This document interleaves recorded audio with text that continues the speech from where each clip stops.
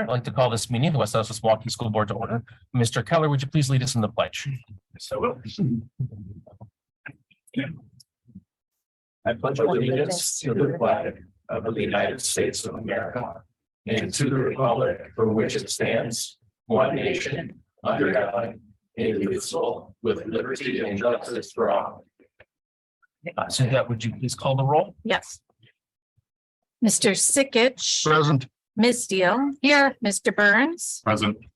Mr. Becker was going to join on Zoom. Here. He's there. Present. And he's got a thumbs up. Fabulous. Mrs. Kaiser. Here.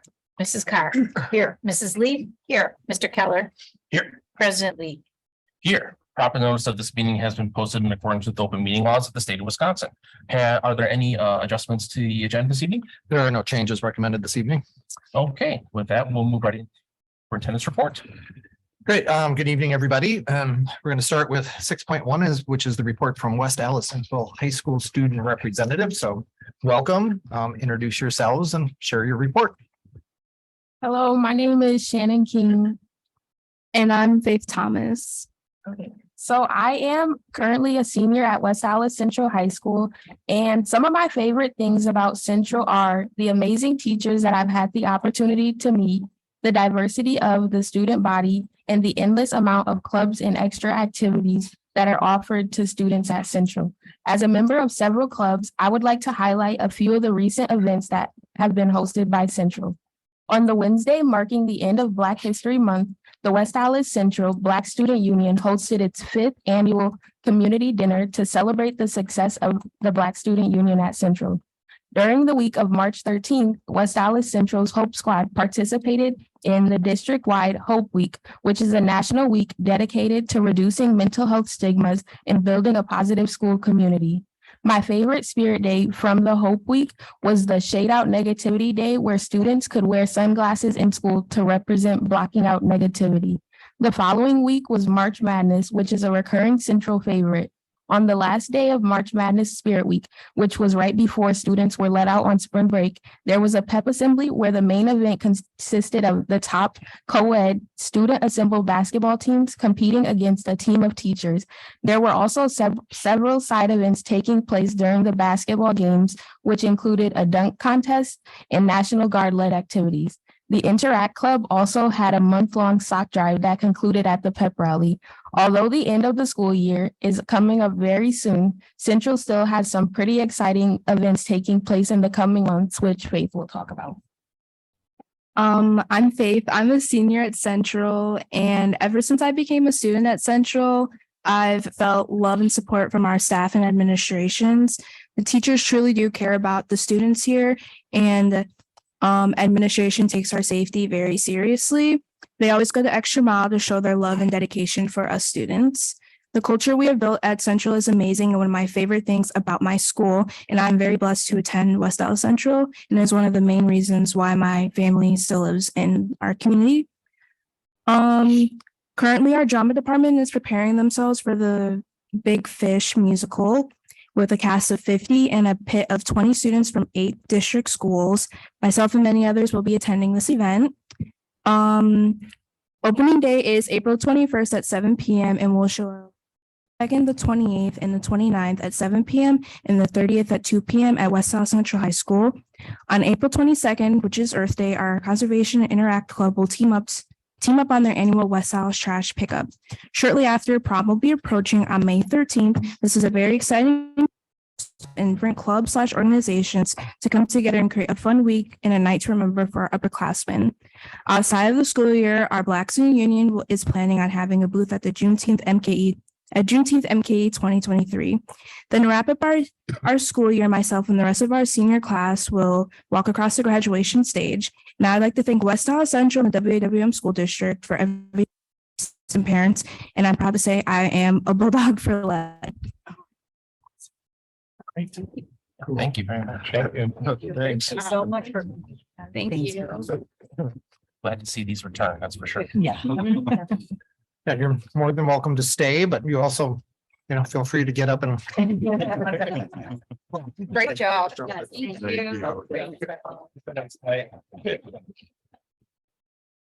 All Great, we'll go on to 6.2, which is the legislative update. So we start with additional grant funds available for digital mapping. So the Wisconsin Department of Justice, Office of School Safety has replenished the 2021 Wisconsin Act 109 digital mapping grant funds with an additional $1.5+ million allocated to address unmet need.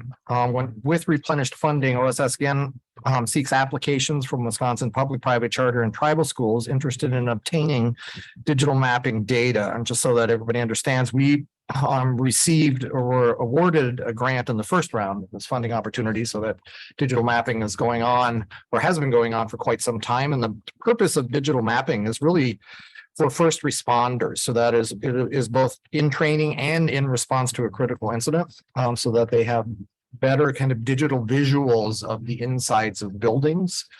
And we do have regular visits from law enforcement, and they walk the buildings, in particular in the summer, to learn the lay of the land. But this adds another opportunity for them to learn about the layouts of our buildings. We'll go on to 6.3. Board of Education recognitions from Central. Thank you to Connie Bergman for helping support Central this week while Mr. Summerfield was out. So the former West Milwaukee Intermediate School students, so Connie Bergman was the principal there. We're excited to see a familiar face. From communication, thank you to Steve Carr at Lane, who went out of his way during spring break to help us with a creative project that we needed a specific classroom space for. So my guess is that's a little bit cryptic. So maybe there's some special video coming. It's a special project during spring break. From facilities, congratulations to William Fredericks, who completed the WASBO Facility Manager Certification Program. This program is designed to provide facility managers and those responsible for school facilities with current knowledge and best practices as they seek to fulfill their responsibilities in providing safe and healthy environments for students and staff. And then from Barry Pat Michaels in the music department, the following orchestra students, and they're all listed there, participated in the WIASTA, Wisconsin ASTA Young Artists Honors Orchestra on March 11th at the Mukwonago High School Performing Arts Center. And you see students there from FLW, from Lane, and from the elementary schools. Now, I'm not going to read all the names, but they'll be in the record, so they're officially a part of the minutes. So they were nominated by their teachers, Mary Pat Michaels, and she works at Lane and FLW, and Aaron Ovanen. The day-long event involved 155 students from all of the state of Wisconsin, included 5 hours of rehearsals and instruction, and concluded with an hour-long concert for family, community, and teachers. And the teachers and coaches from the Wisconsin ASTA board and area universities, and included the following WAWM learning community members: Ella McGinley, she's a coach at Nathan Hale; Jane Krasovich, coach for UW-Madison and Hale graduate; Mary Pat Michaels, from Presto Orchestra conductor and West Allis West Milwaukee music lead. Wisconsin ASTA is the Wisconsin chapter of the American String Teachers Association and hosts 2 of these events, one in Wisconsin Rapids and one in Mukwonago. And then 6.4, some quick updates and information items. First, our last regular meeting was on March 27th, and we heard from a number of members of the public.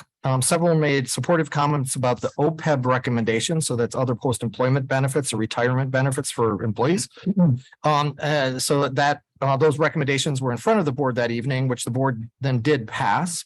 There were comments about school safety, and that was related to the recent school shooting in Tennessee. And we did, following that in our communication, take the opportunity to update our community on some of the most recent safety improvements that we've made in the schools. And so that included the doors that are now alarmed, so to speak, where it signals for intermediate and high school, signals into the main office that a door that shouldn't be open to the outside is being opened. And there's also cameras being installed.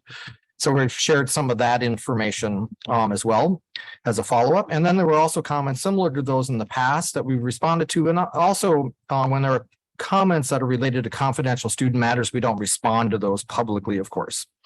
So a little school consolidation update. So today we held staff meetings in each of the consolidating schools, and that's Lane, Longfellow, and Madison. Our focus at these meetings was on the physical moves of all the things in the classrooms and in the school. So getting really detailed now. I want to thank Dr. Amanda Stewart. She's doing an amazing job organizing this. It's a little bit outside of her lane for communication, but she's really good at organizing things. So I just want to really recognize her and appreciate her for taking this on.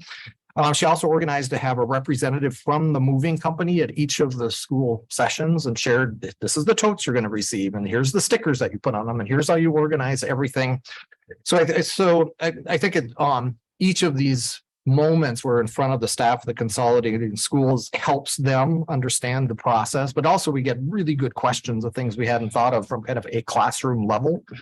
And so it helps us adjust the plan as we kind of keep moving forward. And then again, we've been updating on the staffing. So we're in phase 2 that opened on April 3rd. It closes April 14th, so this Friday, with notifications. And now we're at 5 teachers that don't have assignments going into the next school year. So we feel pretty good about that. So the notification of placements will be April 21st. And then things go back to normal hiring processes for internal moves, which is an internal kind of application and interview process starting on May 1st. And then a couple other updates. First, I want to express my congratulations to Kristen, Brian, and Noah, having been recently reelected to the school board. So I think it is a powerful, I think, commitment from the community to the work we've been doing, but also Dr. Robinson is with us this evening, and giving the leadership changes that'll be taking place, having continuity at the board is really important. So I think congratulations to the 3 of you. And I really look forward to the work you'll all be doing together here. And then finally, tomorrow is the All City Choir Concert, and on Wednesday is the All City Band Concert. And I'm not playing or singing in with the choir, but I will be playing the gong in a number of songs with the band. And so I was at Hale before break, practicing with the high school students and trying to figure out how to take cues from different directors and play a big old gong. But it is that part of the job is truly joyful. So that concludes the superintendent's report. Okay, thank you very much. We'll move on to item 7, our public comments this evening. For those who might be attending via Zoom, if you're interested in providing a comment to the board, there should be a link in the chat for you to do so. For those that have signed up, as a reminder, please state your name and address before beginning your comments. You have 3 minutes to address the board. There'll be no back and forth communication.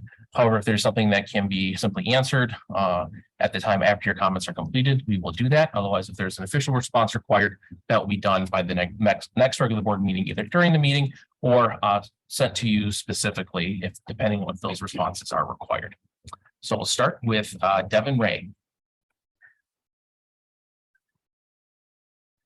Devin Ray, 1027 South 110th Street.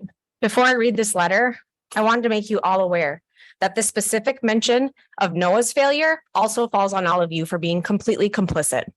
You sit here and do nothing time and time again when he does things that are wrong. Just like you did nothing when I told you about all the laws and policies that he was breaking. You did nothing. You sat here time and time again and do nothing. And now again, while he violates our right to free speech. This is a letter from Wisconsin Institute for Law and Liberty. Dear school board members, during a public forum, a school board may not silence speakers who express viewpoints that the board does not want to hear. Yet that is exactly what Noah Lee, board president of the West Allis West Milwaukee School District, did at a recent meeting. Mr. Lee's conduct was an egregious violation of the First Amendment, which guarantees the freedom of speech. On March 27th, 2023, Mr. Steve Broadwell, who is a retired resident of the district, spoke during a school board public forum to express his concerns about a suggested LGBTQ curriculum. Shortly after Mr. Broadwell began to articulate his concerns about such a curriculum, Board President Noah Lee prevented Mr. Broadwell from speaking and accused him of hate speech. A video of Mr. Broadwell's remarks beginning at 18 minutes and 24 seconds shows him reading from a prepared speech and stating that efforts to include LGBTQ ideology in public school curriculums is merely an effort to normalize the transgender social contagion that legitimate experts agree is most often an undiagnosed psychological problem. Board President Noah Lee interrupted Mr. Broadwell twice during this remark. First, Mr. Lee stated while Mr. Broadwell was mid-sentence, I want to warn you against hate speech against those in that community. When Mr. Broadwell asked why his statement was hate speech, Mr. Lee replied only with, it's considered hate speech. Mr. Broadwell then asked who considered his comment to be hate speech. At that time, an unknown female board member, who I know was Amy Deal, said it was hate speech because he referred to transgenderism as a social contagion. Mr. Broadwell asked again, that's hate speech? And Mr. Lee told him, it will not be allowed during this public comment. Your opinions are fine another place, but you will not be allowed to do it here. Secondly, after Mr. Broadwell calmly agreed to move on and stated, "You can't honestly believe this is based on science. Beyond the insanity of this fad," Mr. Lee again interrupted him and said, "Mr. Broadwell, you've been warned. Calling this a fad is equally as bad." He again warned Mr. Broadwell that if he continues this route, you will be done.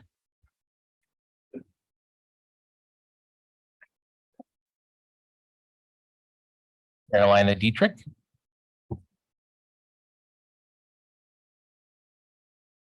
Hi, I'm Carolina Dietrich, 2500 South 77th Street.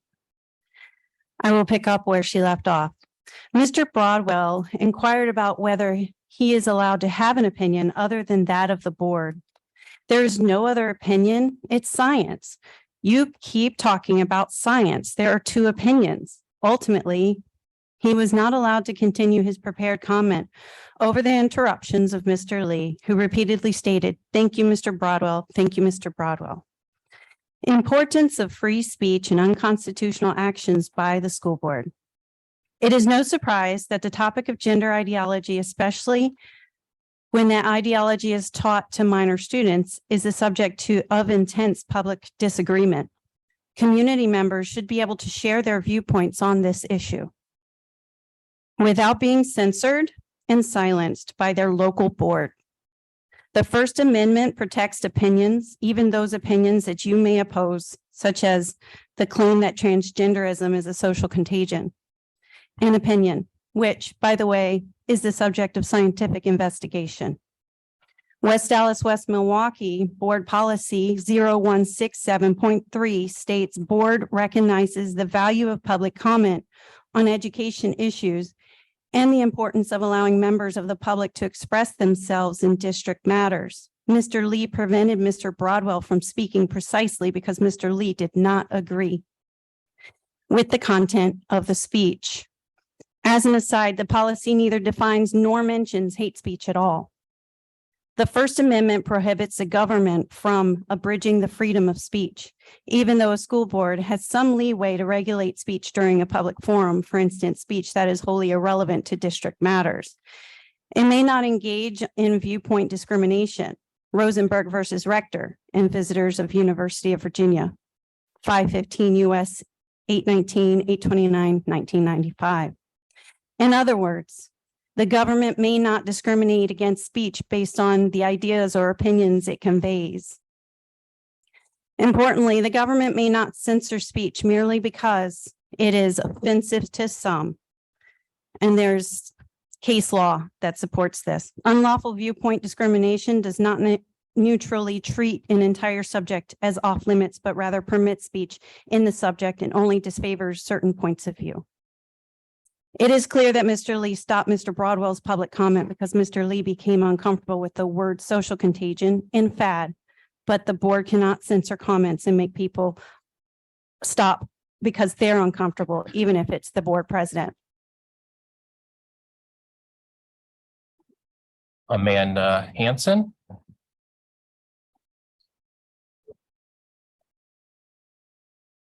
Amanda Hanson, 934 South 90th. Mr. Broadwell spoke calmly, used measured tones, was within his allotted time, and refrained from comments that were personally directed or abusive. He focused instead on the opposition to implementing a curriculum that would continue teaching gender ideology to students.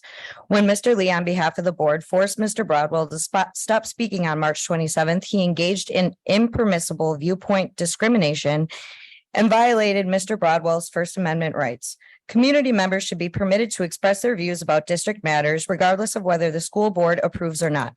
West Dallas, West Milwaukee School Board policy does not dispute this, but the threat of being censored by the board chills the speech of community members, impacts the content of their speech, suppresses the viewpoints they may want to express, and diminishes their willingness to participate at board meetings at all. Actions like that of Mr. Lee chill freedom of expression. Considering what occurred on March 27th and the First Amendment rights of citizens, both in the local community and throughout Wisconsin and our nation, we urge the WAWM School Board to reconsider its policy of silencing community members who offer comments that they do not like. Mr. Broadwell deserves an apology, and the board should never again unlawfully censor public comments in this way. Instead, the board should publicly reaffirm its commitment to the First Amendment and the freedom of speech expression and the right to petition government officials like public school boards. The students you educate would benefit from this small step, and the First Amendment rights of the community you represent depends on it. Sincerely, Wisconsin Institute for Law and Liberty, Deputy Counsel Daniel Lennington and Corey Brewer, Associate Counsel. You have yet to respond to this letter. That's also left undone. Just like a lot of things. So we had our interview with Bulow Vetter for my family's complaint against the district and our cease and desist for the treatment of our family and our children. And I have also requested an apology to my two oldest children of my three for the things that have been done to them, like my son being lied about, where his principal knew that he had not committed any type of bullying or physical altercation or was an aggressor. And she knew this, and she made me punish my son and discipline him and write an apology letter and submit it to the school for this other student. And she accepted it. And then she came back and when she was cornered about the discipline of other children, admitted it was a lie. And my daughter doesn't trust anybody at her school because of how she was coerced and cornered and pestered to give the exact answer that they were looking for when they took a secret video behind my back of her. You know, I've got a whole list of probable cause, and you have in your meeting minutes from last month that it's how I feel, that I feel our family's been targeted. No, I know it is. A law firm knows it is. Your law firm knows it is.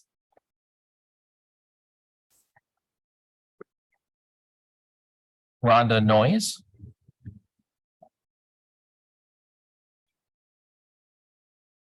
Rhonda Noyes, 1457 South 86th Street. We've just spoken about being silenced, and I hope that, excuse me for a minute. Sorry.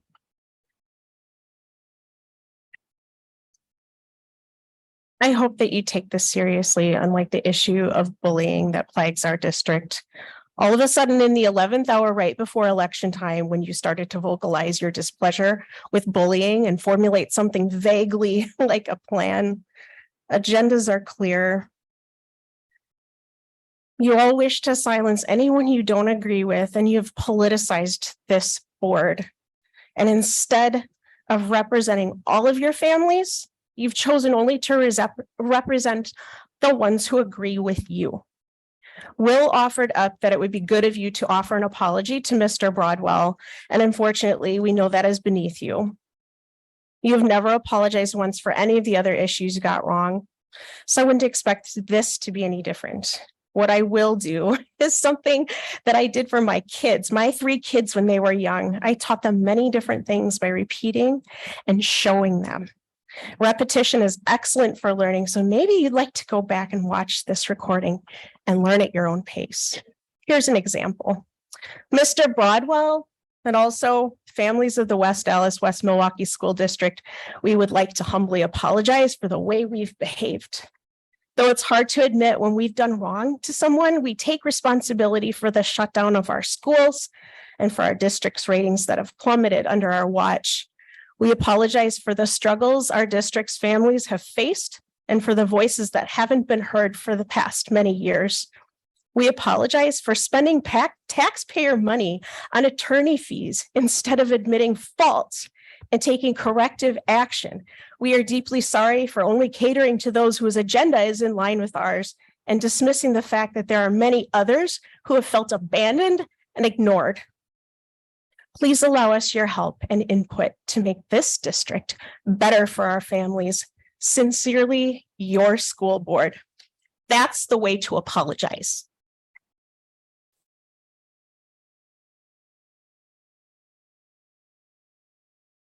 Richard Gross.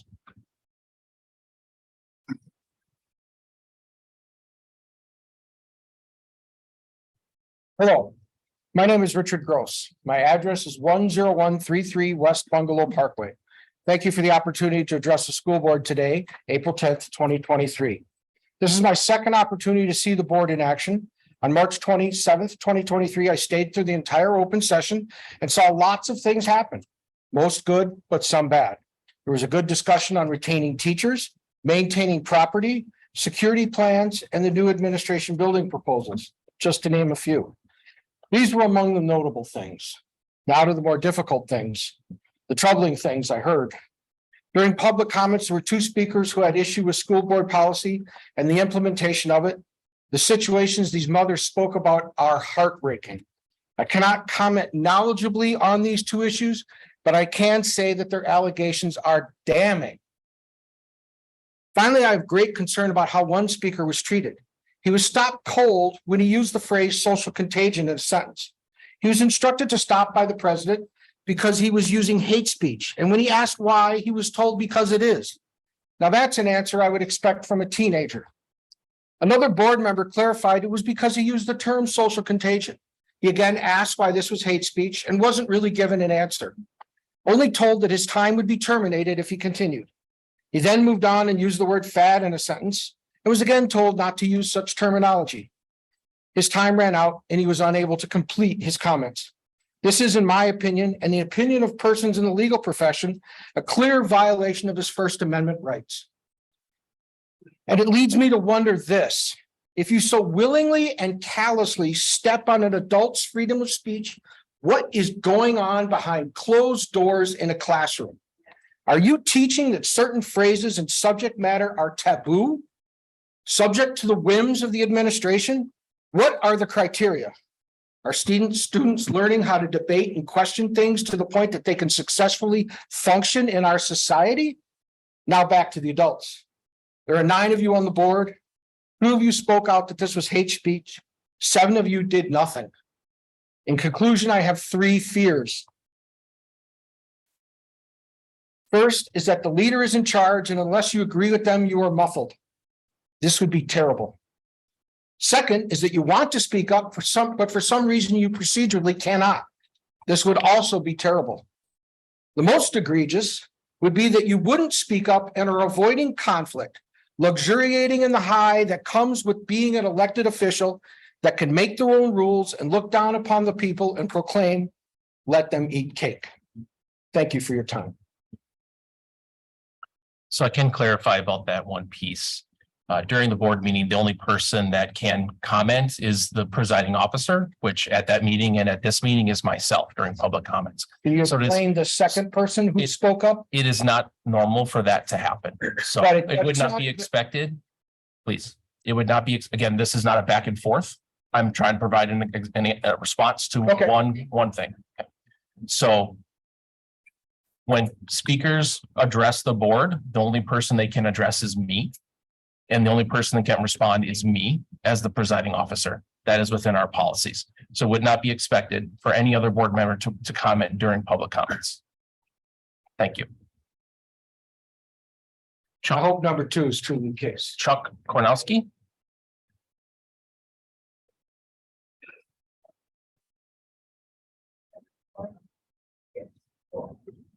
My name is Chuck Kornowski, CHUCK KORNOWSKI, corn, right now on a ski. I'm on Facebook with Sheriff David Clark. I represent the people of the Constitution here in West Dallas, West Milwaukee, including our First Amendment rights. My main concern is about the safety of our staff and our children. Last time I was here, on the day I spoke, we had a school shooting in Tennessee. A transgender came into a private school, Christian school, shot through the glass doors and killed 3 students and 3 staff members. Josh Call recently made an announcement at Wauwatosa Public Schools for $2.2 million to help the school safety throughout Wisconsin, for private and public schools. That's all great. It's just a phone program to call in. If you have a child with bullying issues or any other fighting issues in school, it's not enough. We have the West Dallas Police Department behind us. my suggestion is to have vetted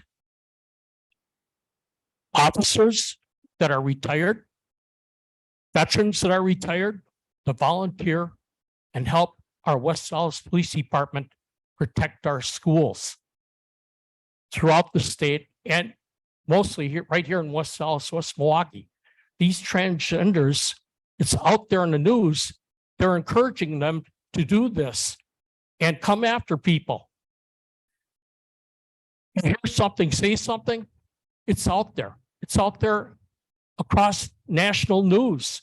They're encouraging their transgender people to come in and shoot people. We have to protect our children and our staff.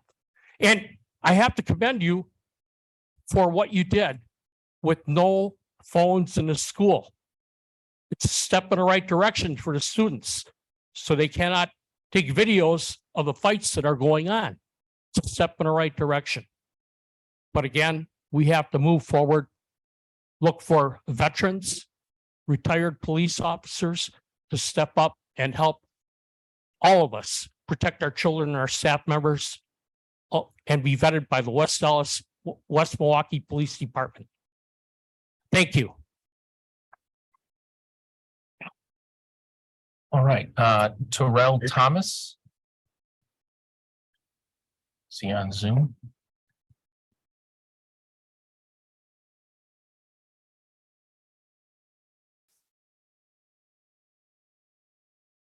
Is there a Terrell Thomas here?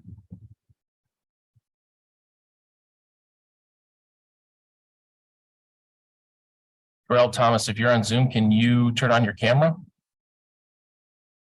I don't see anyone named Terrell Thomas. Or Terrell.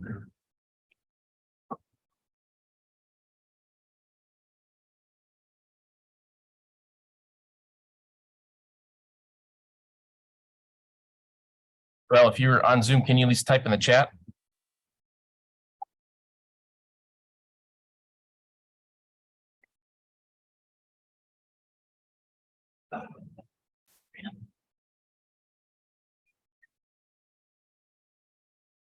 Not sure who Terrell Thomas is, but I'm not seeing him right now. So that is the last person we have signed up for public comment. So we'll close public comment at this time, and we'll move on with our agenda this evening with item 8.1, review of the board calendar. So today is April 10th. 6 o'clock, we have a regular Board of Education meeting followed by financial stability and efficiency workshop, proposed 23-24 budget and preliminary tax levy number 1. Immediately following, we have a closed session meeting. On April 17th at 6 p.m., we have a board workshop meeting on our guaranteed and viable curriculum. On April 24th, 6 p.m., we have a regular Board of Education meeting where our newly re-elected board members will take their oath of office. And then on May 8th at 6 p.m., we have a regular Board of Education meeting. Moving on to our board reports, our committee reports, 8.2.1, communications and community relations. Mr. Sikich. Thank you. The Communications and Community Relations Board Committee met on Monday, March 27th. We discussed our annual report, which we are working on this spring.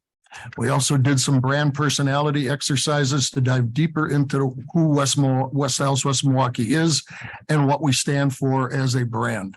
We also spent time debriefing the school showcase workshop from earlier in March and how we continue to evolve those to best serve the board and the students. And that concludes my report. Thank you very much, Mr. Sikich. Any questions for Mr. Sikich regarding his report? Just a quick, I guess, comment regarding the annual report. That later this year, we're looking to have that. Is that for the summer or next July? year? July. Very good. And can you just describe briefly what that annual report would entail? It's going to touch on all aspects of the district. Oh, very good. Athletics, music, academics. And the plans to send that out community wide. Very good. Thank you. Any suggested agenda items for Mr. Sikich's committee moving forward?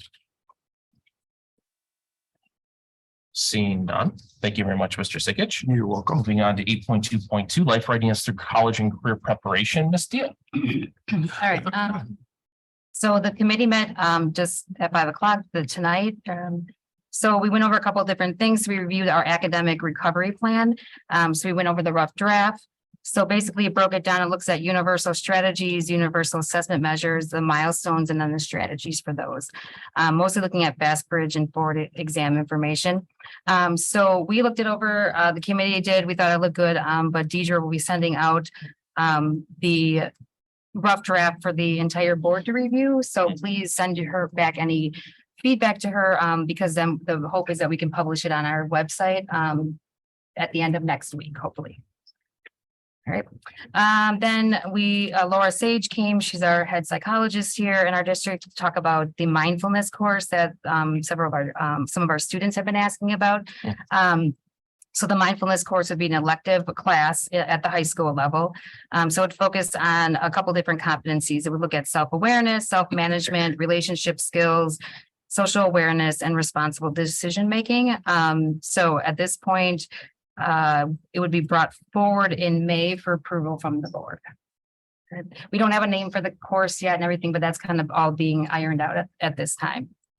And then the last thing we talked about was the specialty school survey. So there was like no overwhelming support for like one particular school in general. The ones that got the most response was 4K to 5 STEM school or 6 to 12 STEM school. So at this point, our committee talked about is board supporting the idea of creating the innovation center that we have been talking about to support these programs. So instead of developing an entire specialty school, we would offer some maybe like sub programs. So maybe biomed or something like that, where kids could enroll then, and we'd use like we were thinking Madison as the innovation center. So that's the information we got from that. Thank you very much. Any questions for Ms. Deal regarding her report? Check on Mr. Becker here. I had a few. For academic recovery plan, we're planning to implement that for next school year. Is that correct? It's a lot of the stuff we're doing is right now. Oh, okay. So this is stuff that we're already doing. It's just based off of, but the goals are for net. Help me out here. So, the plan has already been implemented. Okay. So we're just enumerating that. and then- Basically, yeah. We're just making a copy to share with the public, so that Yeah. they know what we're doing. And then we have measurable goals. Oh, yeah. It's all, we've got the measures in there. It tells we've got how many percentage we want to see things go. So yeah, it's all broken down in there. Very good. Yep. Thank you. And then the mindfulness course, is that going to be high school only? That's a Yeah, at this elective, point, and this right? would be an elective, right? Yeah. So yeah, we're just kind of figuring out things like one, the name of it.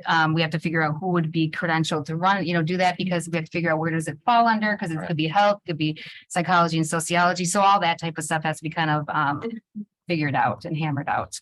Yeah, so not replacing math, English. No, An this is an elective course. We would have kids would choose to take this course. Yeah, Very good. we just have to figure what it would be credited towards. Sure. That makes sense. Thank you. And any topics for consideration for the committee in the future? Mr. Becker, any questions? I don't want to leave you out. No, that's good. Okay. All right. Thank you very much, Ms. Steele. Moving on to 8.3 board member reports of community events. Are there any events that anyone maybe would have attended since our last meeting? Or we did spring break in there. Anything that anyone wants to report on today? Seeing none, okay. Then I'll move on to 8.4, other updates and information items for myself. So as Dr. Lexman had already announced, Dr. Robinson is visiting with us again for a shorter visit this time. He'll be here for part of today, tomorrow, and then part of Wednesday, meeting with more meetings within the school, within the district, and we'll be able to attend some of the events that we have going on as well. So again, welcoming Dr. Robinson, and glad that he can spend some time with us here to gain more knowledge for what the position he'll be taking on later this year. So thank you. So I don't have any additional updates yet beyond that. Moving on to 9, our consent agenda this evening. We have 9.1, the approval of minutes from regular Board of Education meeting on March 27th. 9.2, our employment summary, and 9.3, our supplementary contracts. Does anyone need anything separated out? Move to approve. Second. Moved and seconded. Any last minute discussion? All those in favor? Aye. Joe's a thumbs up. Opposed? All right, that passes. Move on to our action items this evening. Our first one, 10.1 high school international travel to Paris, Strasbourg, and Munich. Ms. Raymer and Ms. Engel Kammeyer. Thank you for having us again this evening.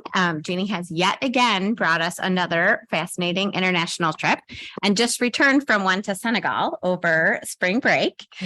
So she will have some more to share about that soon. We'll get pictures and things like that, but she is proposing another trip right around the corner. Yeah, we did just get back from a fabulous experience in Senegal over spring break, and the kids, it was just something that is with them for the rest of their lives, which is what we're trying to do through our education. And this trip that I'm proposing would be, instead of doing, it had worked out where we were doing a spring break and a summer trip, but it was just too much to coordinate all the trips like that. And I want to cut back to just one trip a year. So this trip is Paris, Strasbourg, and Munich, and it'd be for next spring break. So it'd be just spring break and not doing summer. So then I can have time with my family in summer and my kids who are home from college. So, but this is a fabulous trip, especially since we're building French and German programs by having Paris, Strasbourg, and Munich. Again, it's top notch.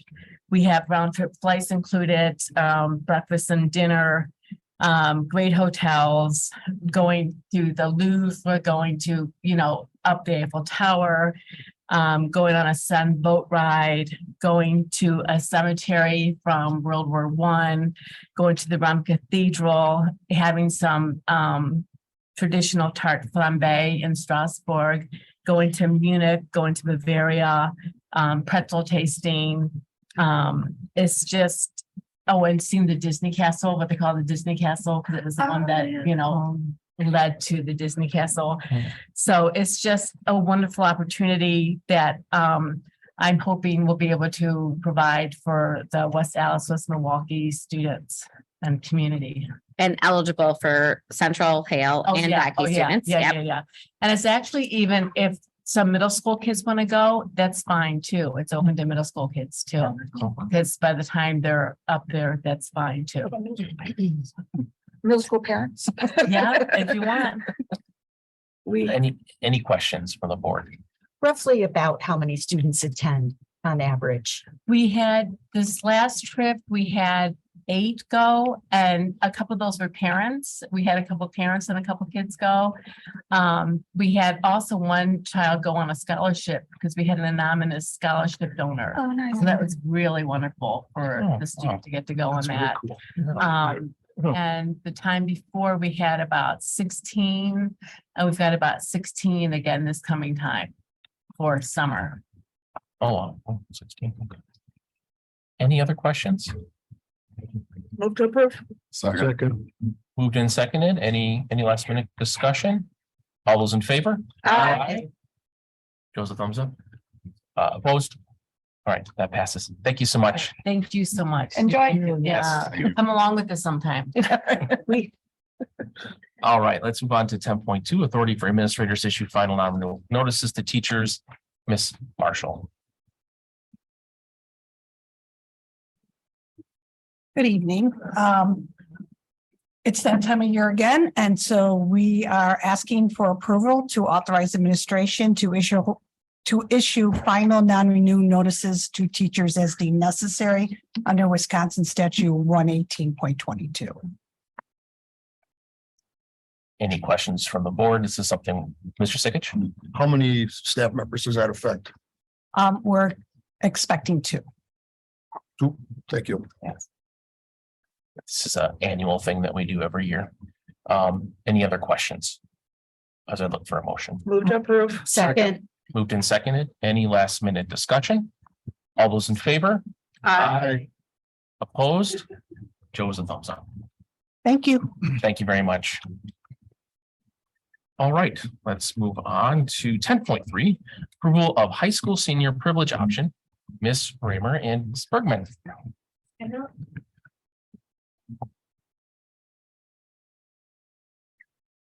you.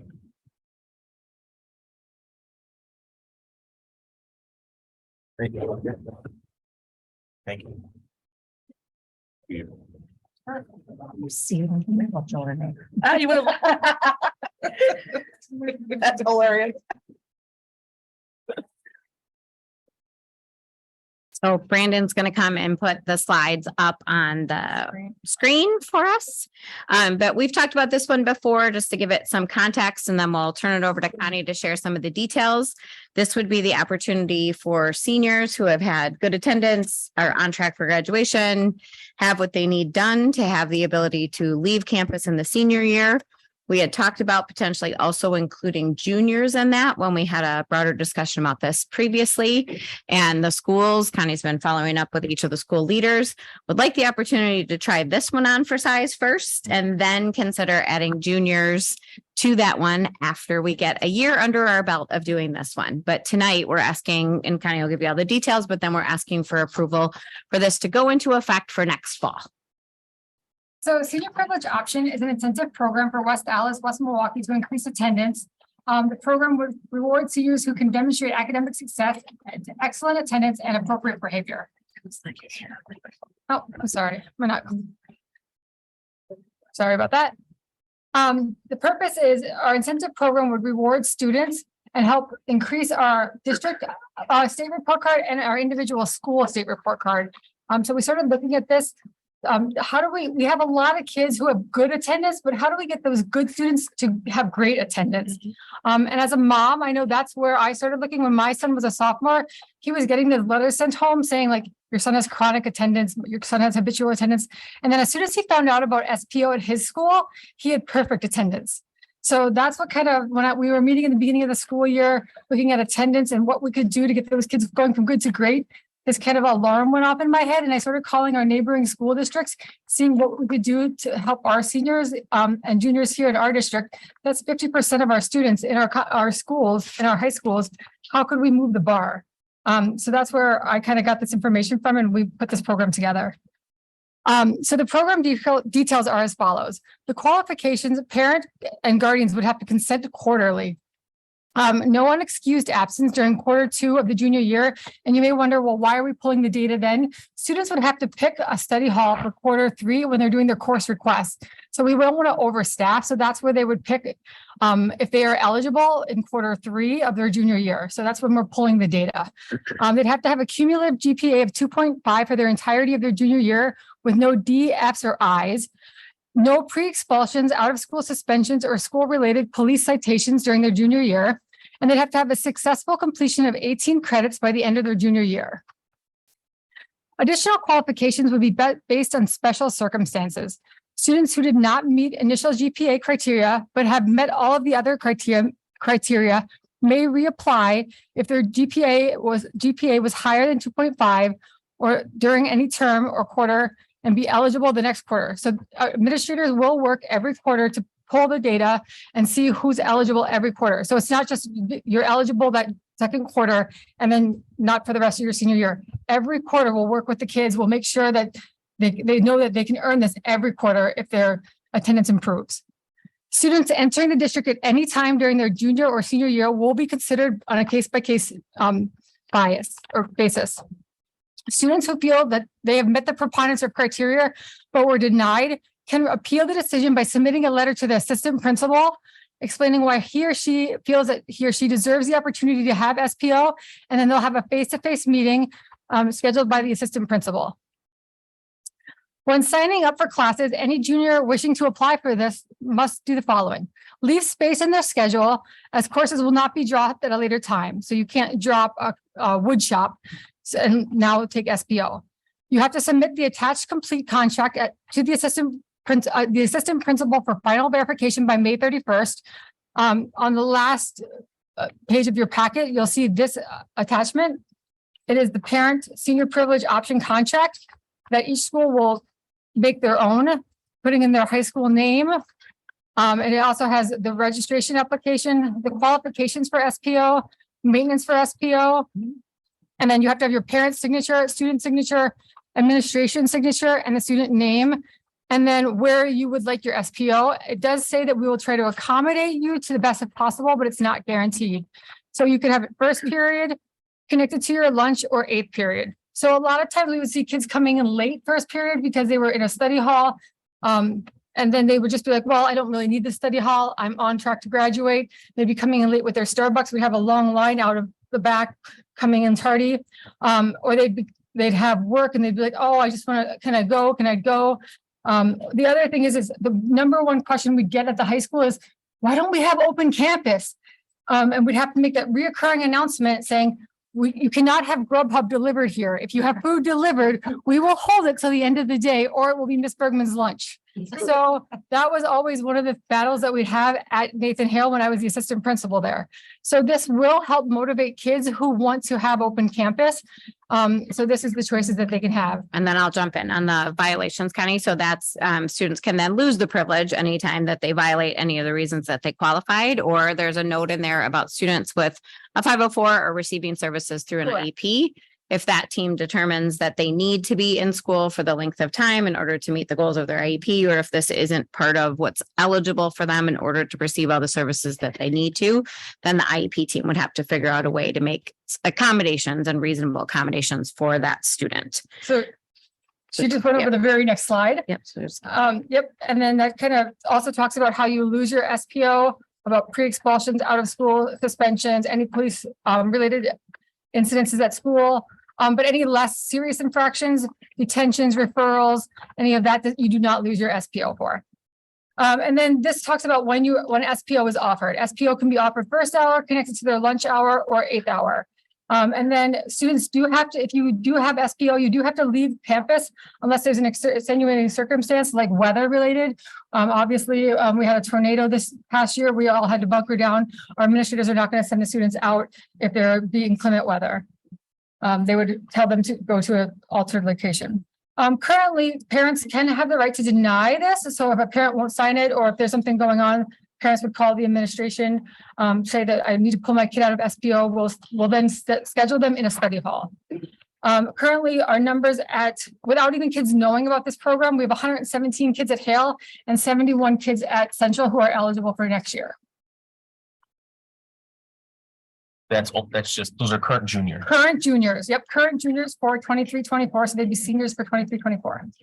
And they don't even know about the program. We just pulled the data to see who would be eligible without knowing. They're just eligible.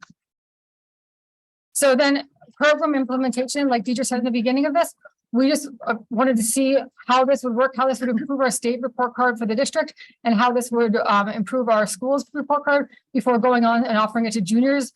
So that we're going to meet myself, the principals, and the assistant principals who are running it. And then we'll look at the number of applications, number of denials, how it's affecting our unexcused absences, our unexcused tardies, and our DFs and Is to see how we can improve the program. And we'll do that quarterly after they hand out the application. Yeah. And to clarify, we get a marking on our state report card and our school report cards for chronic truancy. And we have a number of students who are chronically truant from school right now. So we have tried a number of measures to get kids to be in school, obviously, because that is where they earning credits and staying on track for graduation is really important. And being in school allows them to do that. Plus, it allows them to be eligible for co-curriculars and other activities that we want our kids involved in. So, but we also get a measurement for attendance ratings and for chronic truancy on our school report cards. And so we're trying to make every effort that we can to make sure that our students know coming to school every day is a priority. Questions for This came us? through committee as well. Yes. So before I open to the general board, just any comments from the committee who saw this? Well, I do have a question, and I do have to say that, a lot of things come before the board, and I have not been so excited for something like this in a long time. I really feel I am 100% behind this. I think that this makes every child eligible for a privilege, something that we want. We want to reward kids. We want to reward those kids that are constantly doing the right thing. We want to bring in those middle kids that are, boy, now I have an incentive. Now I have something that I'm really looking forward to. And then we are giving all the kids, whether they have an IEP or anything, they also have a way that they can be part of this. And I think that when we go and look every quarter and look back, I can guarantee, I want to go on the record as saying 117 kids at Hale and 71 kids at Central. I think that we are going to see a huge improvement. And I think that we're finally doing something that is positive and in the direction of making our schools better. And proactively. Yes, yes. Thank you, Ms. Carr. Any other committee members who want to say anything? So I do have to do a part B on this. So I just have to say, and through committee, I already asked this because, but if I were a parent or anyone else out there, I would want to know. I need to just talk about the safety of it. So my child leaves campus at lunch and they get in a car accident. It's really slippery out and, you know, or something happens. Can you speak to that? So that's where the parent, the last 2 pages on here is a parent permission slip, much like a field trip that you kind of go over with the administrator. The parent has to sign off permission. It does say, I understand and agree to the criteria of SPO as full of as outlined above. I understand it goes through the whole thing that understanding I participate in the privilege of SPO. I understand the privilege cannot be reinstated. So if you lose it for that quarter, it's gone. Transportation is the sole responsibility of student and parent. It goes through a whole bunch of criteria. There's probably like registration application qualifications for SPO, maintenance and SPO. Yeah. And then there'll be, when it's finalized, a liability statement as well. Right. About that you're, Yeah. it's a liability. a liability. That's why there's not, it's in red where it just says right in, because we have to get all of that process. We're just doing this. So there's a liability, right? It's just like you sign your student out of school and they go off on their own to drive to the dentist appointment and something happens. And that's the other reason why there's a rule that you don't have to leave campus if there were inclement weather or if it was just, right, if there were extenuating circumstances, because we don't want students feeling like, oh, I have to leave and it's icy out or there's weather related things or other reasons that it wouldn't be a good idea to be out and about in the community. Yeah, Brian. Not that I anticipate this being a problem, but especially for those who kind of tack it on to lunch, I'd be curious to pay attention to attendance data there in terms of if they're arriving back on time when they're supposed to be back. It's the reason it gets regularly evaluated and you can lose the privilege. Okay. Right. Yeah. So if that becomes a problem, then you would lose your, and that says that if you would lose your SPO, so you get attacking it onto lunch, you get a longer period versus first coming to second hour, coming in late or leaving early. So then that's something that would cause you to lose your SPO for that quarter. And there's a reason you don't put it at any time during the day because the likelihood that you can get your things together, leave the building and get back is less likely. And so the only time during the day it even makes any sense to try is attached to lunch because you have the extended period of time. Okay, great. Any other questions from Mr. Burns? Are we saying in the additional information that the SPO can only be first hour or 8th hour connected to the lunch?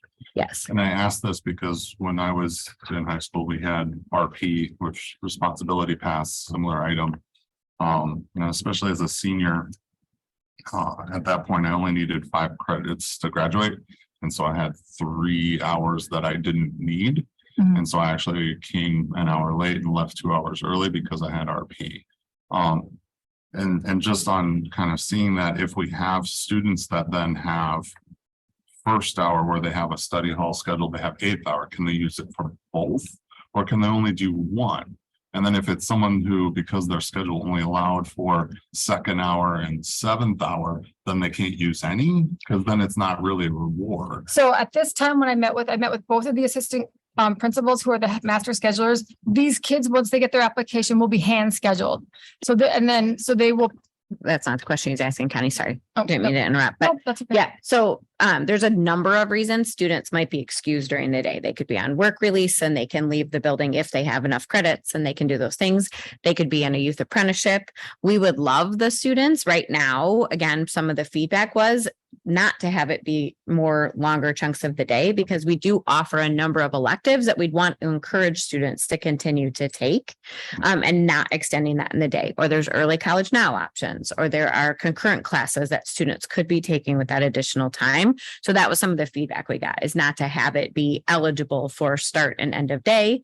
But this is also one of those things that we're trying it and we're going to start doing something. And should we demonstrate that there are, 50 kids who, and this is what they would do with that time, right? Then obviously we can always go back and revisit it. But keeping some tight parameters on it just to get us off the ground and get started was kind of more where people were leaning as we try something new. So we're more looking at this as a beta test. Yes. Okay. Mr. Becker, any questions from you? No. Yeah, so I like the trying it out thing. This is new, right? And I think seeing how it works, and I'm sure there may be hiccups, and so we want to make sure that we can try to provide something that's useful and that works, right? Seeing that attendance trend increase is going to help in our academics as well. And so I think if this proves to be useful, and then we can make tweaks as we get through the data, adding in juniors, adding other opportunities where maybe you could give beginning ed or whatever, would be a good thing to do. But let's see where the data leads us. And then from there, we can consider other options. Yep. Any other comments from the board or questions? Mr. Prince, sorry.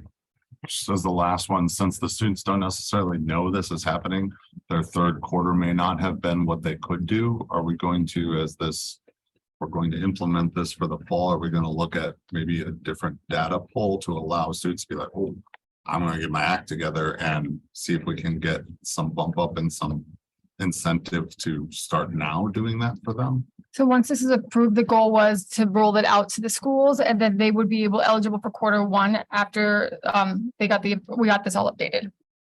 So, but they're not going to have met all the criteria that we've set out yet, because some of the juniors don't yet know that this is out there. So is there consideration, as you've talked to the assistant principals? Yes, once we get, yes.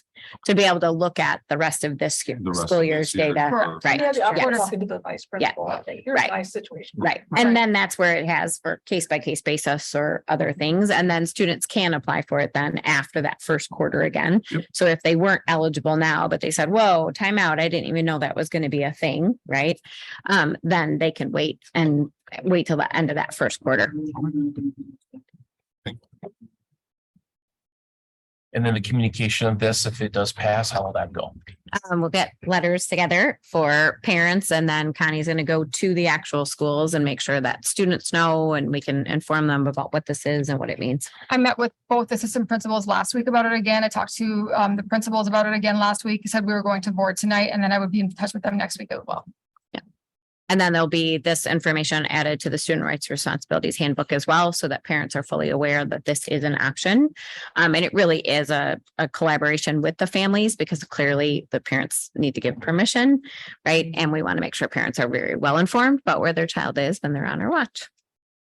Yeah, this is a new thing. And so more communications will be better at this point with the students and the parents. Right, So I think- that they know what it is. The student isn't coming home like, oh, no, I can get permission to be out somewhere. Oh, yeah, sure, whatever you say.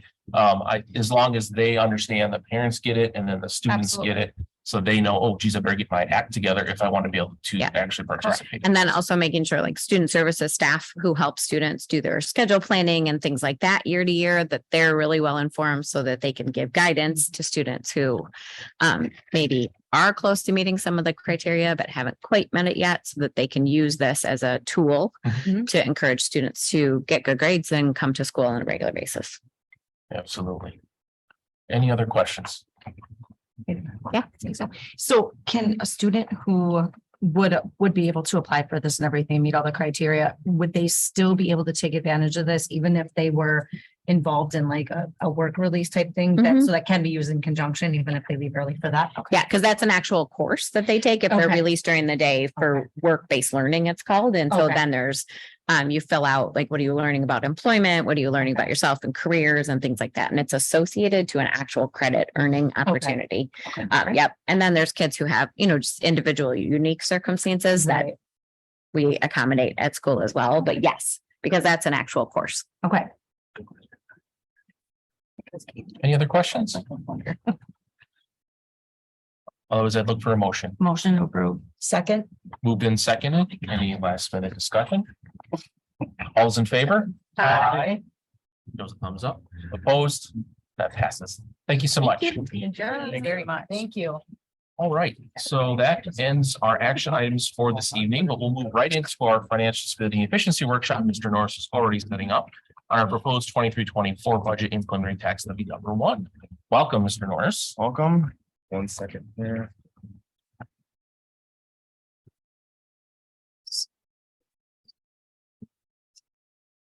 I never mastered the new system here for some reason.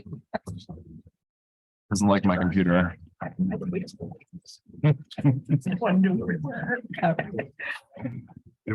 was great. Okay, perfect. You go home, get your snack, you go to sleep, like, it was awesome. Go ahead. Okay. Well, thank you for having me this evening, and I feel like this is meeting number 7 on the budget. So hopefully you feel that way, or hopefully you don't feel that way. So I'm the only one with fatigue at this point, but this is our, I guess our 3rd meeting on the budget, but this is the first, as President Lee mentioned, the first prelim tax levy number 1, right? So do you want to just, before we get started, just say this is really early in the process, and what you'll see tonight, things will change, but hopefully when they do change, it's because you've been apprised of kind of why that is. That's kind of the point of the process, I think. So looking forward to talking through this evening, and just want to thank the board again for their support in the resolution that we put through in support of Governor Evers' budget 2 weeks ago. I, along with Deidre, had a chance to present at the Joint Finance Committee and testify in front of them, advocating for our students, but all students in public schools, and why the funding is needed, and here and everywhere now more than ever. So just want to thank the board for their support in that effort. So with that, we're going to jump in. So I don't have many slides this evening. A lot of them we'll go through rather quickly, as they're an extension of 2 weeks ago. But the state budget at this point, as you know, is entering a 2-year window of the state biennial budget. And so 23-24 is the first year of that biennial budget. So at this point, the budget has not been approved by the state legislature and the governor's office. So at this point, Joint Finance Committee is having hearings across the state. And typically they wrap up those hearings around the end of April, and then budgets there at that point, typically around early May, is sent to the governor for his review. And then that's at this point, given kind of the parties at the state capitol, that's where we will at least know the worst it's going to be at that point, right? So but all that said, few factors are known at this process at this time. So just a couple of things are noteworthy here. This is typical, and this is where we're usually at in the first year of biennial budget. And it's the prelim budget is always in flux at this point in the budget cycle. So what you'll see tonight is that we're currently using the assumptions that I presented last time in a budget deficit, but that is normal. And the board has always ran balanced budgets when they're finally approved, because little is known at this point. And so we adjust when we're required to, not being too preliminary in that part. So just know that's this is a normal process, and where we're at's normal too. So just a little bit of school funding history, kind of an extension of the resolution the board approved. So as you can see, over the last 3 years, really, with 8% being the CPI marker for 2022, and 4.7% the year prior, and then 1.23 in 21, we're almost just short of 14% in terms of inflationary periods, where the state over the last 2 years has given $0 for additional school funding. So this year is extremely imperative. The state is to give more per pupil or categorical aid to schools in the form of the governor's budget, really. But that's really to show you kind of where we're at and some of the background there.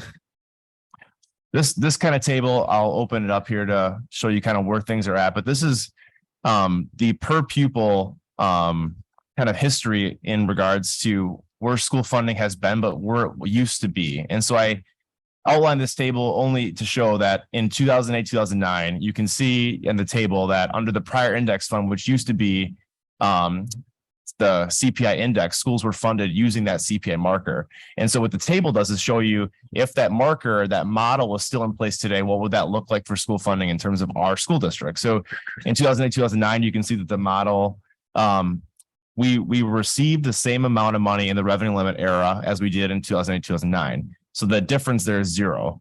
And so the point here is to show you that in 2011, 2012, when Act 10 was enacted, we lost a large amount of dollars per pupil due to the change, the legislation at that time. But thereafter, the discussions around school funding has not continued to be congruent with that, I guess, level of funding that it used to be, because each year thereafter, we've also lost a lot of dollars. So I tried to summarize the amount that would be, and you can see at the bottom that the total amount lost over the period of 2008, 2009, all the way up until the preliminary budget, which we have in place, is just over $3,000 per pupil. And for reference, the reason I do that is to show you that Governor Evers' request of the legislature is to fund the per pupil increase of around $1,000 per student.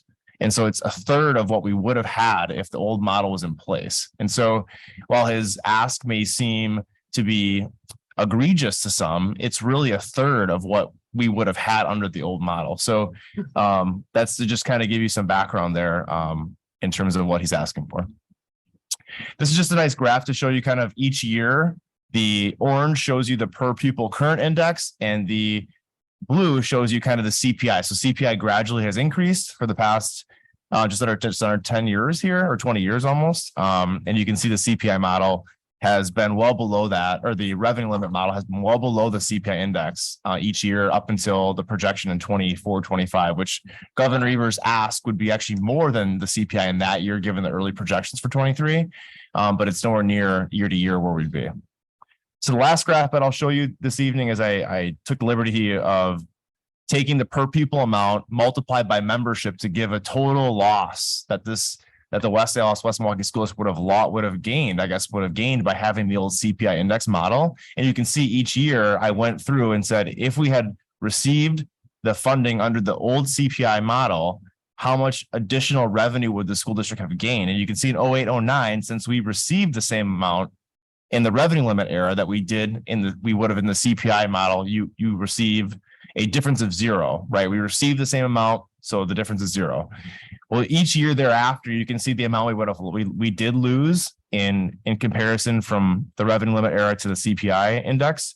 And so the following year it was $625,000. The next year it's 1.3 million. Then Act 10, it was 8.6 million. And you can go down the line to get an idea of how much that ends up being. But the total revenue lost over that period of time is just over $250 million. And so when we look at priorities such as, schools having large CIP needs and staff salaries and wages falling behind, things like that, this is the story that I want us to look at, and this is the reason. And so finding creative ways to fund those projects, I think we've done a really good job of doing that, but this is really the story. So, and this is just another graph showing what I showed before. So what does that amount to? And I just show this as kind of a summary of kind of where we've come to where we are now. And this is what happens. And I think you can see that with a lot of public service positions, nursing, police officers, teachers, when things, even the post office, my father's a mailman, and the things they're dealing with today, they hadn't dealt with 20 years ago, right?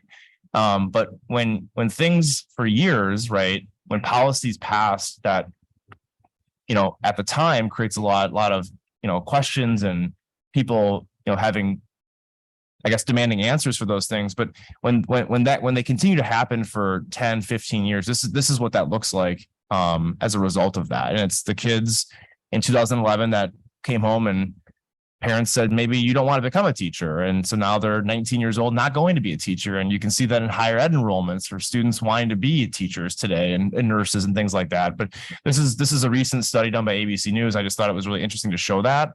You can see Wisconsin is one of many states struggling with this very issue and severely facing shortages across the state in the high need areas that we all have talked about before. So just a piece of the puzzle, I suppose.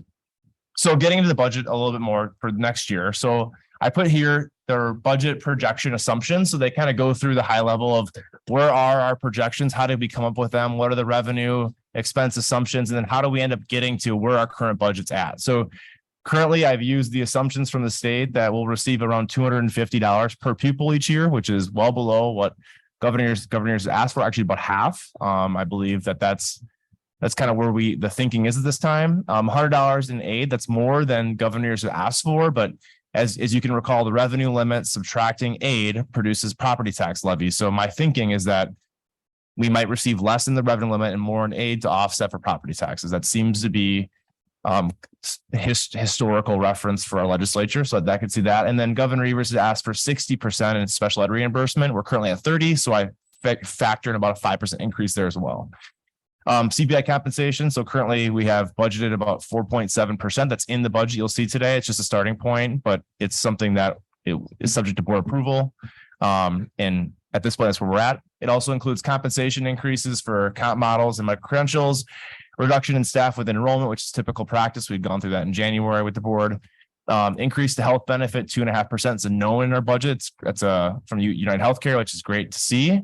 At a time where I've heard of increases around 15%. So I'm glad to see ours is the 2-year rate lock is great. Other increases, utility costs, that's where we're currently at over the last 2 years. And then a few other items I listed there as well, but that's currently the assumptions that lead us to where we are today. So the current budget projections using those assumptions were about just under 1.6 million as a deficit. For reference, this is the best at this time we've ever been, right? So we're typically 2.5, 3 million. And currently I think we're in a good spot. I do. Now 1.6 million is no amount to sweep under the rug by any means, but it's at this point with a percentage of our budget of under 2%, we're unbalanced. When I was at the SWASA event with the State Joint Finance Committee, we're in a much better position for next year's budget than other districts are. Now, granted, other districts might have a balanced budget, but that it would be using ESSER funds, some of them. So that currently we haven't engaged with that discussion yet because we've been committed to not doing that. So it's currently where we sit today. So I thought, well, let's go through other scenarios so you guys could see like, well, what happens if your revenue assumptions are wrong, right? That's possible. Certainly not saying that I think I'm right. I think I might be, but I hope I'm wrong. Could be better, right? So if the state comes in, instead of 250, they come in with 350 in both years, but the categorical aid is not 100, it's 24, which is what Governor Evers asked for.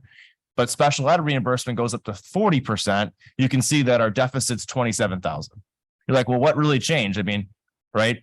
Well, for every 5% of an increase in special ed reimbursement, it equates to about $650,000. So it is real money for districts, especially ours. So, and that is a really good thing. So I'm hoping that the legislature, if they don't go to 60, at least provides a marginal increase each year, right? A 35 and a 40 would be a great thing for our district.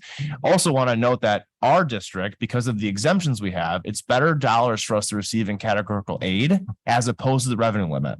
So when you see aid decreasing from 100 to 24 here, but the revenue limit going from 250 to 350, you're like, and special ed funding went up, why didn't we get a ton more money? It's because the additional 350 that we'd receive, $180 of that 350 is lost because of the exemptions. It's a wash.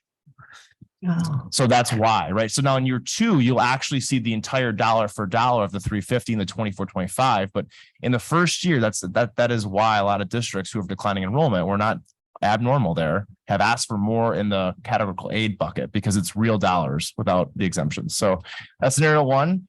Scenario 2. So let's say we receive 250 in per pupil and the categorical aid is $24, but the SPED reimbursement goes to 45%. So you lose $100 per kid, right? And special ed reimbursement goes up 5%, and you're pretty much in the same spot. Do you see that? That's what I mean when I say the $100 difference doesn't really help us this next year, but it seems like it would, right? Scenario 3, I get a little better each time. All right. Well, scenario 3, 350 per pupil, 24 in aid, but 45%. You can see, wow, look at that. So that's a $660,000 surplus. So that I don't think that scenario is out of question. I think that could happen. Governor Evers asked for 60% in special ed reimbursement. We're at 30. This is middle ground here, right? 350 and 6. This could happen. So that's why I say like this is a conservative revenue estimate right now. And then scenario 4, Governor Evers' proposal. This is just next year. I didn't do the 650 in the future year, but you can see a surplus of just under 3 million. So certainly there's room to grow here in terms of what the ask is versus what my revenue assumptions are. But I think until we hit that point, it's kind of where we're at on hold a little bit. So opportunities to balance, like I said, I've been hitting this hard. Conservative revenue estimates, my best honest answer is we should just wait till we get more information from Joint Finance Committee. At least by then we'll know the worst it'll be, and it'll probably get a little better from Governor Evers. We have a weekly staffing committee meeting that goes through if someone resigns, retires, the schools are consolidating. We're looking at every single person who is going through that to analyze where we're at with that. And if a position needs to be replaced, repurposed, things like that. We have ESSER funds available to balance if required. So that's an option. And then further at that point, if those 3 items are not options or not something the board wants to execute, we could go through each budget item, which we have done, to review efficiencies if we need to. So it's opportunities to balance. So I guess at this point, we're in a hold pattern. That's where we're at. So mill rate tax levy. So again, this is based on projections. So using our current revenue assumptions, along with other assumptions I'll get into in a minute, our current mill rate is $6.55. I want to reference that that's within the model, a 0% increase equals property value, right? If property value increases, the mill rate will decrease. So I think property value will increase. I think it has. I don't think it'll increase by 15% like last year. So if it was $6.55, what does that mean for the average property taxpayer? For every $100,000 their home value is worth, they pay $655 to the school district. So you can multiply that out, and I've done that here. So let's look at a estimate. What if equalized property value is 5%? You can see if equalized property value comes in 5% higher, the mill rate will be $6.24 or a 5% decrease, right? So they're inverse. So the higher your value, the less you would pay in mill rate, right? Other district priorities. So just to kind of go through a few other things I think are just interesting to talk about quickly. So in the current budget, I want to talk about the Fund 80 recreation levy, and that's a project we've been talking about at the Lane Recreation Center. So then on the left here, you can see the Fund 80 levy history, and you can see the current budget has the Fund 80 levy up to $6 million. So that's something the board has, per the last approval of the Lane Recreation project, we said we would always be committed to lowering the tax levy. So this does still do that and is open for discussion. So, that's something that at this point it's a projection, but as Shelley and CG Schmidt and her team come back with plans, the board will get a better sense of that prior to full approval of this. So just so you know, that's to be determined at this point. But Shelley's got some really good projects going on for the community. So the addition at the recreation center is, I believe, underway. And so that's going to be a great benefit for her team to continue growing programming. And then also the prelim plans should be to the board here this spring or summer on the full recreation site at Lane. So it's 2 big things I think are really great to see. The community eligibility program. So really want to come back to this just to talk this through. So now the board approved in June, end of June last year, of the goal of, or the shift from paid to community eligibility provision. What that means is students essentially can eat lunch and breakfast for free, all students, regardless of income, right? And the reason this became a discussion was because we carried a balance of Fund 50 dollars, which are federal dollars given to the school district based on our student population. And we've been running a high balance of that. Our balance at the end of last year was just under $4 million. So the discussion was, well, we should be, and we get emails from DPI about not having more than 3 months of operating expenses in our fund balance. It's kind of frowned upon, right? Spend this year's dollars and this year's kids. And that's not something we've been doing. So to me, what a better way to spend these dollars than letting kids eat breakfast, lunch and breakfast for free, especially at a time of high inflation for families. Mm-hmm. So for 2 years during COVID, families had this opportunity. This year, we've given them this opportunity without receiving extra federal dollars. At this point, I wish I had a better idea around what is this going to cost out of the Fund 50 levy. But at this point, remember, we receive funding per kid, per breakfast and lunch they eat. So it's really unknown. These are the projected estimates at this point. So you can see this year, likely it'll depend on how many kids eat, right? But likely about $350,000 of a deficit in this fund. But that's intentional. We have to spend on the fund balance in this fund. So certainly something to keep considering, and we'll have a better idea over a year or 2 of data of what this means and can make adjustments from there. So facility updates, I'll kind of just glance over this because Steve was here recently and talked through these for next year. So I think the board is well apprised of kind of what we have working on there. 46, this shows you kind of where we're at with the Fund 46 balance. So we were able to, beginning in October, starting to spend those dollars. This is a 5-year window, which the trust had to be open, and 5 years was October. So we started, Steve had a lot of projects out of 46 this year, but the main ones were the athletic complex over at the or at the Hale location, Docky kitchen renovation, we've talked a lot about here. And then I think fencing, and then some playground equipment and repair. And then Steve's working next year on pool and roofing, as well as continued WAAC improvements for the athletic complex. But you can see at this point, Steve and his team, we've spent that down about 2.1 million. That does not include this year's transfer, right? So that does not include that yet. So of that, that's 1.625 million, with 1.3 of that aligned with ESSER funding for long-term capital improvements. And then 325,000 is the annual budget line item for that fund. So just for reference. So almost spent a little more than we will have booked in revenue. So I think that's a good thing. Got a lot done with very little change to our beginning balance. It's good news. And then we'll keep moving through this. And then technology plan, I know Kevin Clark, and manager of IT, was here a few months ago to talk about his IT plan, but here are a couple different things that they're working on for next year. So, they have technology refreshes going on across the district. So that's currently some of the projects that are planned here. So big Apple wave this year coming through. And that is kind of his budget. And then other priorities I kind of listed here. So we have a mathematics curriculum adoption that we'll be working through as finish the spring and be kind of approved as we get into the next fiscal year. Continued collaboration with High Tech High and then Blue Dot, and then debt to fees and strategy the board approved, and then also Kevin's technology refresher. So that is all I have. Just wanted to get through the end there quickly. So any questions you may have of me or other thoughts on the budget? Questions from the board? Just a comment, Representative Vining did reach out to us asking about office hours. I would encourage people to at least put in your concerns about the budget, because to benefit ourselves in our schools. I actually signed up for a time frame. So if the board has any questions that they want me or points to bring up, please send them my way and I'll definitely do that. But yes, obviously the budget is a big one for us, for all districts really, but for us, obviously, where our biggest concern lies. Anything else, Mr. Becker? Do you have anything about the presentation? No, he is okay. If nothing else from the board, thank you so much. Again, this is normal. We've been, several have been here before. It's not uncommon to see this. And as we get closer to, again, we don't pass the actual budget until October. So between now and then, a lot of unknowns will become known, and we'll have hopefully not difficult decisions to make, but we'll do what we need to do to make sure we have a balanced budget, as we have had for many years now. So thank you so much for this presentation. Thank you, sir. Thank you, everyone. Thank you. All right, so that is our only workshop for this evening. So before we move into close, I'm just gonna ask for that motion in second, and then we'll do a brief recess after that, so that we don't have to go back and open just to go into close, if that makes sense. Okay, and Mr. Becker, just so you're aware, we're not gonna have a closed session Zoom, so you're off the hook after we hang up here today. All right, very good. All right, so I would look, oh shoot, let me get to the thing.